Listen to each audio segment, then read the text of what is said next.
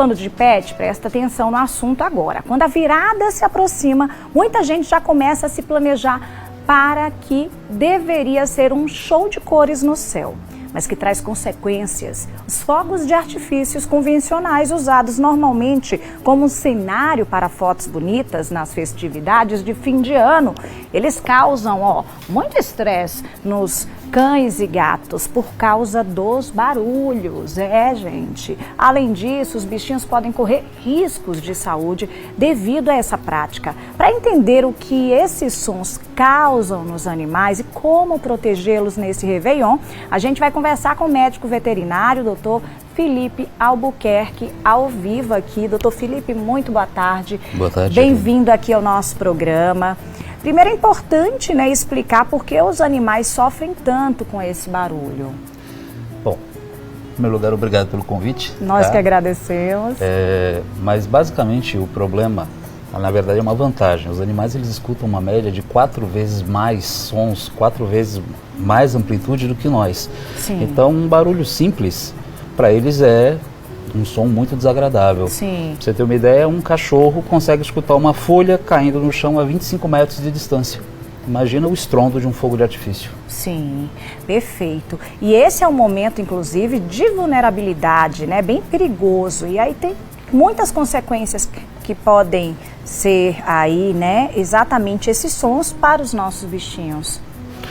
Hoje em dia, você tem relatos dos mais tranquilos, como por exemplo, simplesmente o cachorro fica um pouco mais agitado, até casos de pacientes que têm crises convulsivas por conta do barulho, que chega a ser para eles ensurdecedor, chega a ser infernal. Casos de pacientes que saem correndo, são atropelados, casos de pacientes que eles partem vidraças, atravessam vidraças.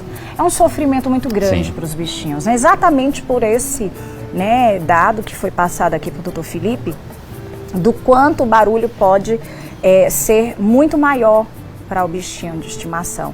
E aí a gente fica se perguntando, além dessas consequências, a gente falou aqui dos fogos convencionais. Em muitos estados, inclusive, já foram adotados aqueles fogos de artifício sem barulho, que é uma novidade e que a gente não deixa de ter aquele show, mas que o barulho em si não vai estar sendo um dos momentos esperados, porque na verdade só traz prejuízo, só traz problemas, não só para os animais, mas para nós, inclusive, para as crianças, para pessoas que estão em hospitais, para as pessoas que estão doentes. A gente sabe que é um momento de festa para uns, mas de tristeza para outros, Quem tem necessidades especiais sempre vai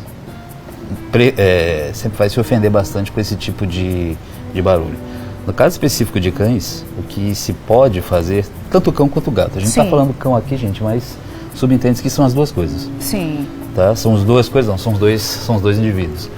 No caso tanto de cães quanto de gatos, o maior problema que a gente verifica aí é quando ele precisa de ajuda medicamentosa. Sim. A maior parte dos casos não precisa. Basta que você fique próximo, basta que você transmita segurança para o paciente, que ele acaba pegando isso naturalmente. Sim. Por quê? Porque ele vê em você um líder. Se o líder está bem, ele sente confiança e fica bem também. Está próximo da virada de ano, se você puder pegar seu pet, abraçar, passar confiança para ele, vai ser um momento, algo que a gente possa fazer de dar essa segurança para ele. A maioria dos casos vai reverter muito bem dessa forma. Certo. O problema é quando você não consegue fazer isso. Sim. Às vezes você tem, por exemplo, pacientes que ficam em guarda, que eles ficam presos em canis.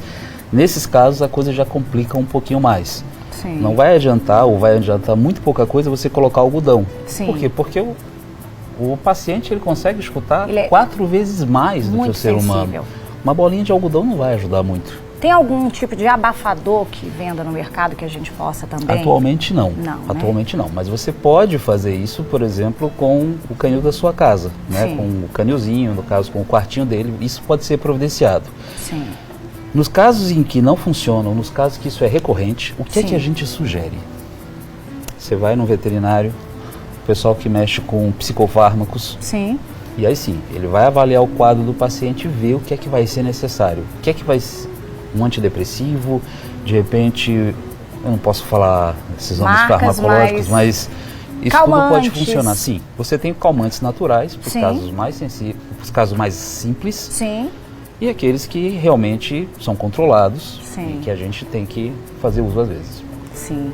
E aquele animal que tem já um histórico, né, de estresse, assim, acima do normal, esse é realmente importante que a gente já faça esse tipo de consulta, uma consulta preventiva, então. Sim, é fundamental.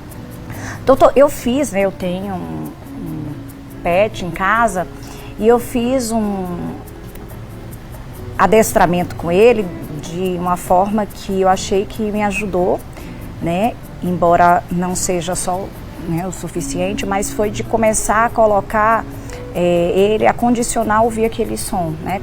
Comecei, como era muito pequeno, comecei a colocar o som, né, de fogos baixinho, com o passar do tempo ia aumentando um pouquinho, eu percebi que deu um certo conforto, meio que ele se acostumou um pouco mais. No entanto, ainda sofre com isso. Nesse caso, mesmo já fazendo esse tipo de adestramento, eu preciso ter essa segurança, colocar, o senhor acha que é mais prudente?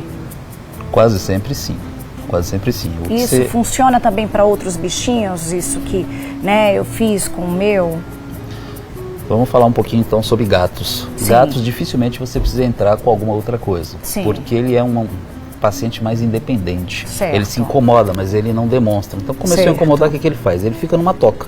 Certo. Ele procura um armário, procura um nichozinho, fica lá quietinho até tudo passar. Passou, ele se sente confortável, ele sai e continua a ser o rei da casa. Sim. Porque para o gato a gente não é o dono deles, eles é que ditam as regras. Para o cachorro é o contrário. O cachorro, vem você um líder, o gato vem você um servo. Eles que comandam. Eles que comandam. Olha aí, gente, muito legal, né, essas informações. E a gente deixa uma mensagem também para quem está em casa, né, que tem o hábito de soltar fogos, se puder, né, substituir esses fogos que tenham barulhos por fogos que você possa ver, né, aquela, né, iluminação, mas que tenha, né, não tenha esse barulho, que sejam fogos silenciosos. Uma pirotecnia não agressiva. Perfeito, que é o que muita gente já tem utilizado, né? Eu não vou deixar nenhuma mensagem, eu vou repetir a mensagem que Leonardo da Vinci deixou há muito tempo atrás. Um dia, o homem vai conhecer o íntimo dos animais. E nesse dia, um crime contra o animal vai ser considerado um crime contra toda a humanidade. Muito obrigada, exatamente o que eu penso. E eu acho que foi muito profundo, né? Espero que você de casa tenha avaliado tudo que a gente falou aqui, a importância de cuidar, de amar sempre. Muito obrigada, doutor Felipe, pela participação, médico veterinário. Agora a gente vai dar uma pausa para o intervalo comercial e a gente volta com muito mais. Até já.